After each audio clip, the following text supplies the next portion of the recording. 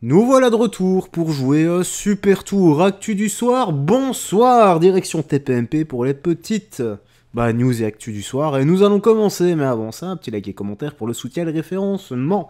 Je n'ai même pas eu besoin de noter le timecode. Cette fois-ci, je l'ai retenu. Bon, on s'en fout, on s'en tartine les Burnalvo-Maltine. Nous sommes partis, let's go. Écoutons ça et on réagira s'il y a besoin de réagir. Grave, j'espère. Mort de Jérémy, qui tentait de s'opposer au vol de sa moto. 2 hommes ont été interpellés, dont un OQTF. Ça commence bien. 3 hommes.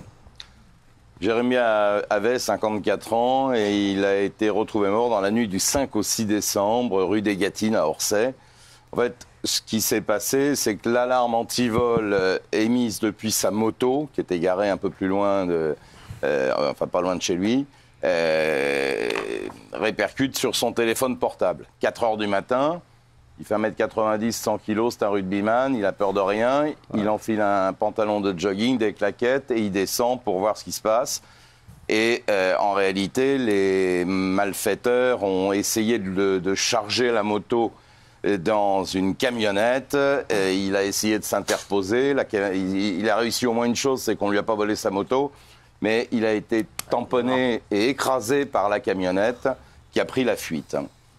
Et alors, très curieusement, l'arrestation était une arrestation éclair, parce que ça se passe à 4 heures du matin, et dans la journée du lendemain, la sûreté départementale d'Évry a interpellé les individus. En réalité, ça a été très vite, parce qu'ils travaillaient sur cette équipe de voleurs de motos et de voitures depuis un petit moment. Et donc, quand il y a eu des vidéos, le signalement de la camionnette, ils ont immédiatement fait le rapprochement. Et ils les ont donc interpellés. Ils sont en garde à vue. Ils ont été placés en garde à vue. Ils ont été incarcérés. Enfin, les 3 ont été incarcérés. Ils vont comparaître donc devant un tribunal pour meurtre et association de malfaiteurs en bande organisée. Ben oui. C'est triste. Et encore une fois, la justice, voilà. 2 hommes dont un OQTF, encore un énième OQTF. Voilà. Et les 2 autres, j'espère qu'ils vont, tous les 3 finir en prison. J'espère sincèrement, mais c'est une histoire parmi tant d'autres, un malheur parmi tant d'autres.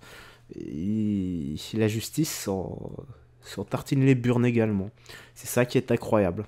Allez, la suite. Il a été en couveuse longuement, mais il va bien, mais le couple a décidé de porter plainte pour que ça ne se reproduise plus jamais. Incroyable. Je voudrais qu'on parle de Raphaël, disparu en rentrant de boîte de nuit, Michel. Oui, alors Raphaël, 16 ans le gamin, il était avec des copains dans une boîte qui s'appelle la Guinguette des Artistes à Évire, c'est en Haute-Savoie. Ils passent une bonne soirée, ils s'amusent, ils boivent un petit coup, et à 3h30 du matin, la boîte ferme, donc ils se retrouvent tous sur le parking. Et à un moment donné, Raphaël est perdu. On l'a perdu, les copains se retournent, il n'y a plus de Raphaël. Ils le cherchent partout, ne le trouvent pas, alertent les forces de l'ordre. Et dès le lendemain matin, on organise, j'y étais pas, mais les gendarmes organisent des recherches, font décoller un drone et font un périmètre de 300 ou 350 mètres pour essayer de retrouver cet adolescent en vain. Et ils ont repris le surlendemain les recherches et ils ont fini par retrouver Raphaël. Malheureusement, il était décédé. On ne connaît pas les causes de la mort. Une autopsie va être pratiquée. Est-ce qu'il a été agressé? Mais apparemment, il n'avait pas de traces sur le corps qui laisserait penser qu'il a reçu une balle de revolver ou un coup de couteau. Est-ce qu'il a fait un malaise et hypothermie ou quoi? Avec le froid, peut-être mort de froid. Enfin, en tout cas, l'autopsie est en cours et elle devrait nous apporter des informations supplémentaires. Merci Michel. Dans le Var, il y a une attaque de... Paix à son âme. Voilà, c'est triste. 16 ans, tu vas en boîte de nuit. Tes parents t'attendent. Et c'est la dernière fois que ses parents l'ont vu. Je n'ose même pas imaginer. Voilà.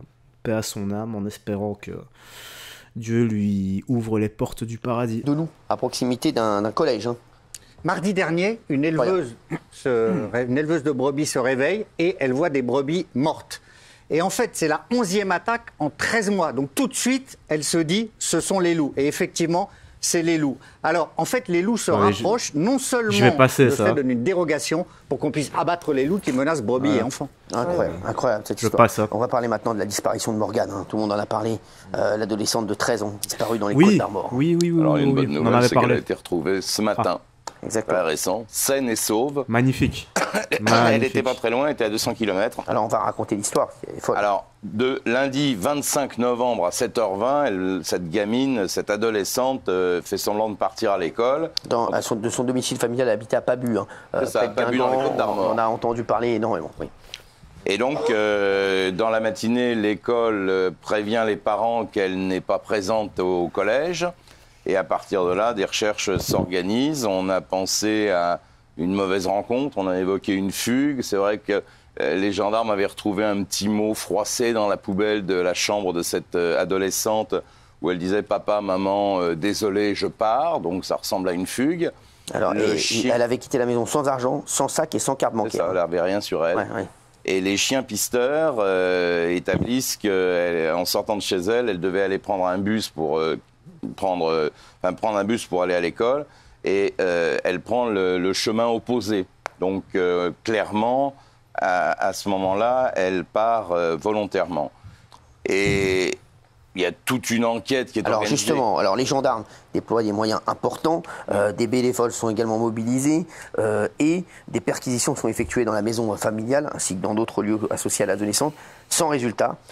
Et en parallèle, une enquête a été ouverte pour disparition inquiétante. L'enquête a révélé qu'un différend familial avait précédé sa disparition. Ça, elle s'était disputée avec ses parents. Portant notamment sur l'utilisation des réseaux sociaux, c'est important. Son père lui avait confisqué son téléphone, il avait même brisé son téléphone, il l'avait cassé, et il lui avait confisqué la carte à puce. Exactement, il y a eu un échange très houleux entre Morgane et son père. Ces derniers donc avaient cassé le téléphone de sa vie. Selon une amie de Morgane, l'adolescente avait indiqué sur les réseaux sociaux qu'elle ne se rendrait pas en cours ce jour-là. Tout à fait. Donc là, déjà, voilà, on va voir ce qui s'est passé. 2 semaines de recherche. 2 semaines de recherche intense. Oui. Parce que le problème, c'est qu'elle n'avait plus de téléphone, puisque son père l'avait cassé, et qu'il n'y avait donc plus de carte à puce. Et c'est vrai que c'était pratique avec un téléphone pour la géolocaliser, mais malheureusement, il a fallu faire autrement. Et c'est à la base d'un renseignement d'un témoin, d'une femme, qui habite en Charente-Maritime, qui va orienter par une information les gendarmes sur un individu de 21 ans qui est originaire de Rennes et qui est connu des services de police pour des affaires d'infraction sexuelle et des affaires de violence. Il avait été interpellé et placé en garde à vue pour des accusations d'arrestation, d'enlèvement et de séquestration sur mineurs de moins de 15 ans. Alors ça, c'est l'affaire qui nous préoccupe aujourd'hui. Il a été donc interpellé ce matin, c'est pas vieux, il a 21 ans, il est interpellé dans un foyer de jeunes travailleurs et il était en compagnie de Morgane. Donc, Morgane, ce qui est incroyable, c'est que Morgane, en fait, elle voulait fuguer au départ ou comment? Alors, la garde à vue est toujours en cours. Elle voulait fuguer, elle a fait une mauvaise rencontre, c'est ça? À mon avis, elle le connaissait des réseaux sociaux. Par les réseaux sociaux. D'accord. C'est un rendez-vous. Alors, exactement. On est à la limite du volontaire, pas volontaire, mais de toute façon, elle a 13 ans, donc il n'y a pas de volonté à 13 ans. Donc, de toute façon, il sera, lui, poursuivi au moins pour le détournement de mineurs, et je ne sais pas ce qu'ils ont fait ou ce qu'il lui a fait. En tout cas, elle est saine et sauve. Il est en garde à vue. Demain, le procureur de la République doit faire une conférence de presse. Et nous en saurons un peu plus. Il y avait un mal-être chez elle parce que certaines de ses copines de classe disent qu'il y avait de la scarification, il y avait des comportements qui laissaient à penser qu'elle n'est pas très heureuse. Et donc les enquêteurs ont tout de suite pensé que sur les réseaux sociaux, des hommes avaient pu exploiter ce mal-être. Et ils ont été efficaces parce qu'avant de la retrouver, ils ont été chez plusieurs de ses connaissances sur les réseaux.